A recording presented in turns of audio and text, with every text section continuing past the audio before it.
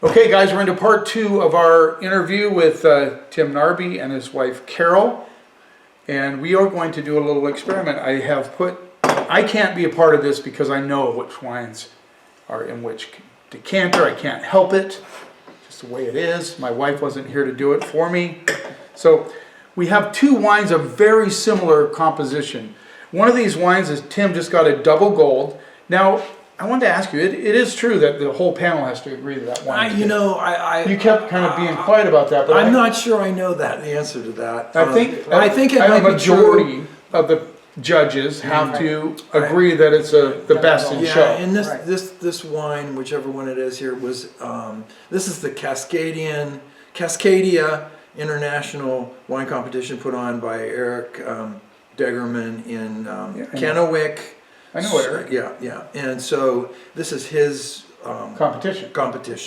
And he does it once a year. But getting a double gold is much harder than getting a gold. You can get a gold because, one judge said, I really like this is my best, or maybe 2, whatever. But to get a double gold, a majority of that board of judges has to agree that this is best in show. That sounds good. So that's safer to say. I think that's... Nobody's going to remember what I said last night anyway, right? That's good. Like I can ask the same people, what's the 2 parents of Cabernet Sauvignon? And maybe one it'll stick. That's okay. That's why we keep repeating ourselves, right? So this repetition wine is the mother of retention. Was a Meritage group. It said best in Meritage. Yes. Yeah. So, Arancius, is that the name of the vineyard? Ariensis. Ariensis. I always get that Ariensis. It's the 2 daughters' names, Aaron and Frances, combined to Ariensis. So he named the vineyard after his 2 daughters. Yes. And then the other one is from a different country. My challenge to you is if you can try and guess which country it's from, but it's very similar. I know you guys travel a lot. You were in France the same time Susie and I were in 22. We did the Rhone Valley and then ended up in Nice in 22, October of 22. Beautiful area. Okay. So one of these is yours, and one of these is the mystery wine. Very similar composition. I think the only difference is it has Cabernet Sauvignon in it, but it also has all the other ones you have in yours. You only have 3, and this is yours is a cab, I believe a Merlot based with Petit Verdot and Cab Franc. Right. This one has those 3 plus cab. Okay. That's the only difference. All right. So,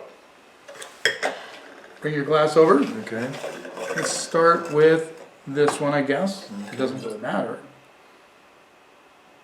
But taste them both before you jump out, I guess, unless you're so confident. Okay.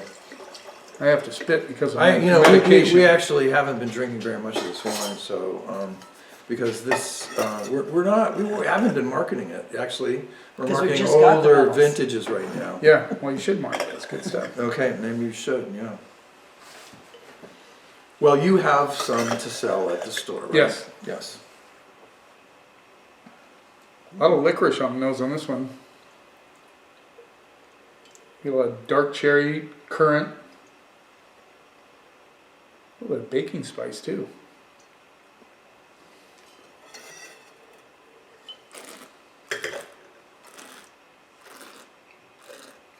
I like this one. It's got a good color. Yeah, good, well made, good balance of acidity and fruit. And you decanted like an hour ago? Yeah, I did a little over an hour ago now. Over an hour ago. A little bit of tobacco on the finish. So I don't think I've tasted this wine decanted for an hour. My wine. Yes. So we'll see. We'll see. Let's see. I hate to pour this out. Do you want to drink something?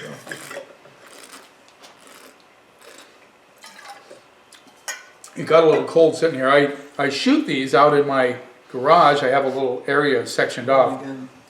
The bar's pretty cold. I probably could have put a little cloth underneath them so they wouldn't. So there's that. Okay. Yeah. I don't think that they're too cold. I think that No, well, maybe it's because my hands are so cold. And it's early in the day, and I Right. really like that Mike Sheridan said that you should taste early in the day. I went in 1998. Went to UC Davis, and I think it was Ann Noble said that studies show that people should taste between 10 and 2. that afterwards you're too tired. Well, my best time to taste is usually 10 o'clock in the morning. Excellent. I just seem to have my flavor, everything's more acute, but I don't seem to have any sort of gauge as to, when you get later in the day, it's a little harder, especially if you tasted a lot of wines. Right, yeah. But I tell you, my best wine experience has been late at night, when you're just relaxed. Yeah. And then the wine has been open for a long time. So I tend to double decant at parties, so I put the wine, instead of keeping it in a decanter, I put it back into a bottle, so that we know what, I don't have that many know what it is, decanters, yeah.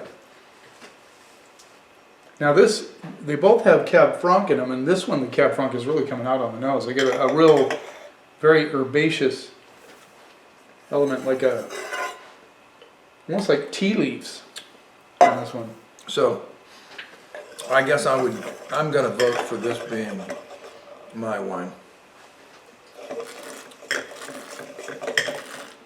I think it's different, so then I've tasted it. So for instance, lately, I've been tasting it right out of the bottle, and so, I mean, I could be wrong. What do you think? Now, do you notice You thought it was the other one? Now, did you notice that, I'm not gonna, this has a bloody element to it, like a very iron thing going on the finish, which is real interesting to me. Yeah.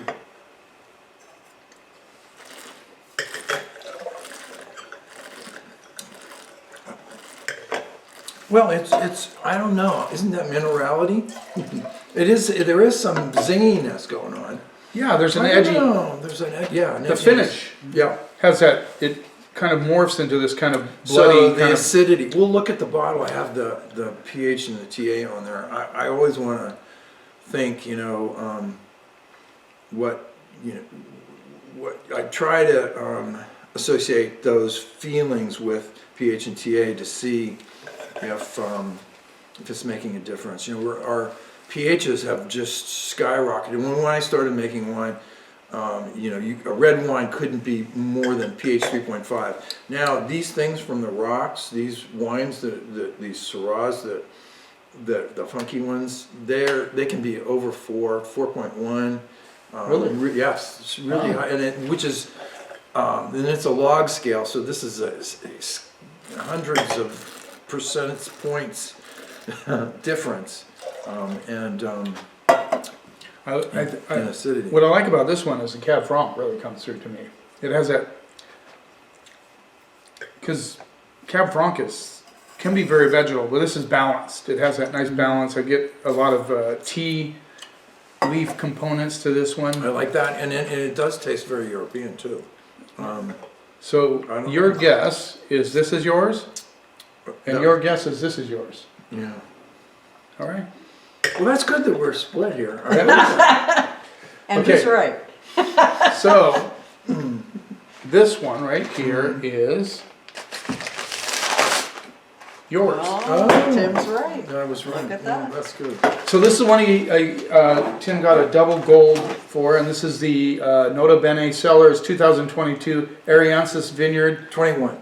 21. Sorry, Yeah. my eyes are still not Ariansis perfect. figure, yeah. 21 red blend. Walouk slope. It is that 50% Merlot, 27% Cab Franc, and 23% Petit Verdot. Petit Verdot heavy. I really like this wine. This is the first time I got to really try it because I didn't try it last. Yeah, night. we didn't have the award, and we haven't been selling these So now. earlier. So I'm one of the first ones to. This one is. Where do you think this is from? If it's not your wine, where do you think it's from? I don't know. Just based on the components, it's France. That's what I was going to say. yeah. but- Well, think of the country that uses Merlot quite a bit. I think they make the best Merlot in the world next to Washington and France. Oh, well, maybe I just don't know that much. Well, you know a I lot. mean, Chile. It is I don't know. a Super Tuscan. Oh, Super Tuscan. Italy. Yeah. Oh, so it's got Silvano. some Sangio too. No, No, it's a Super it's just totally It's- French fries. they can't put. I'll be darned. They can't put Chianti on it, of course. Il Fano di Arcanum, I like that one. 2022. Yeah. Yours is what? What do you sell this at the store? It's 35. $35. This one is 50, Oh my. Jeez. and it is a 40% Merlot, 32% Cab Franc, 25% Cabernet Sauvignon, and 5% Petit Verdot. Very nice. Interesting. Okay. They do some great. Oh, yeah. Maceto is a very famous Italian Merlot. It goes for I think our wine was a little bit lighter in body than this. it had a softer belly to it Yeah, than the yeah. Italian one. But they when I tasted That's a them good test. I like side by side, I thought this is going to be tough. Mm-hmm. This has a little bit more minerality on the finish than yours did, but Mm. they were both spicy, very good. That was fun. Yeah, that was fun. Good. There you I like go. that. Yeah. All right. Yes. You nailed it. You should. You're the winemaker. Good thing you know your own wine. Yeah, I just do the books. yeah, you, Oh, no. That's- She's the one that says, oh, well, I say, Karen, what wine do you want for dinner? Something red, Tim. and do you ever help in the blending process? Very rarely. Very rarely. Are you interested in helping in it every once in a while? I think he's got a better nose and Yeah. flavor profile than I do. I Yeah. just, he used to bring up, so we used to make wine at home, of course, when we were part of the Boeing Wine Club. And in the beginning, we labeled everything, and then later on, we stopped doing that. And he'd bring a bottle up from the basement that's unlabeled, and he'd pour it out, and he'd say, "Boy, this tastes a lot better than last time we had it." And I would go, "Yes, dear." Having not a clue when we last tasted, having not a clue what I was tasting, because he's got a muscle memory for that sort of stuff, Yeah, and yeah. I don't. So Not Bow everybody down has to you. that. Wines change so much, and it's nice to have wine stored to keep over time, I think. Yeah, oh yeah, Because absolutely. it's so fun to see how they change. well, and Yeah. that's the thing. So when we were first in the professional business, the commercial business, the very first May, he came home. This is 2022, and he says, or 2002, and he says, "Oh my God, I don't know what happened, but it's terrible. We're going to throw it all out. It's just terrible." And then 3 weeks later, he comes home and he says, "It's just great. It's just great." And this one, it happened the next year too, and I'm being very, very sympathetic, and then, "Oh, it's just great again." And I stopped listening to him at that point because wine does change. It's Yes. you can't just base it on one experience. You've Yeah. got to keep trying. gotta And your be patient. palate too, you have to have your palate prepped, and so I think I've tasted wines at the wrong time, You have cereal for breakfast and then you go there and try to, Oh no. you can't do that, you can't do that. Absolutely not. Yeah, I read a book about George Dubouf. We went to Beaujolais last year, and George Dubouf would only drink tea in the morning, and he would go out and taste until the afternoon. So he's not eating anything; he's just drinking tea. And he's coffee, it'll wreck your palate, But no, so I don't drink tea in the morning. I'll drink don't coffee. drink But, Well, I went to the first level of Somm class, and they were all drinking coffee. I don't drink coffee before I drink wine. It throws me off a little bit, but everybody's different. yes. And that's the cool thing about the wine world. Yeah. And thank you for coming. And All right, thank you for doing it. Thanks for having us, having us. Dan. Thanks for Appreciate joining it us, very Carol. much. Thanks for trying our Yeah, wine. and we'll keep wheeling and dealing with your All wine. right, let's All do right, it. let's awesome. do Thank it. you All very right. much. We'd love to come back. Okay. Don't forget to subscribe to my channel. Thanks for watching. You keep watching, and I'll keep helping you spend your wine dollars wisely.